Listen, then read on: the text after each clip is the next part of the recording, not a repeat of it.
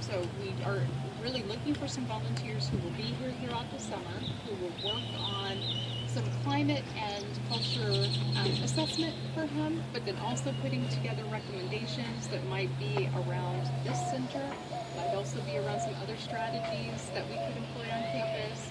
So faculty and staff, students, administrators, a really nice cross-section of the campus community that would volunteer some time to work on all of that and then provide recommendations to him.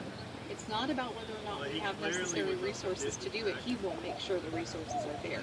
He told me yesterday, as we were discussing this invitation, he said, we should not do any raises. I'll put all that money into this. My priority is these students.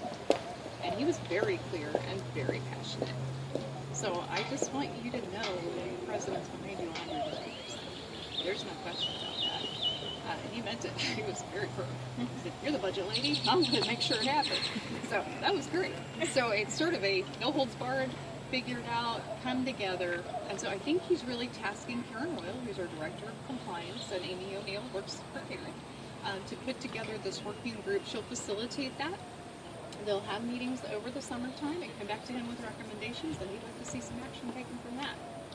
So one of the actions that we are taking, though, I'm not sure if you're all familiar with the Natalie Holloway disappearance, and she's presumed dead. This is a student who was on a study abroad trip in the Netherlands, and there was a huge case back in the mid-2000, 2005, I think, was when her disappearance happened.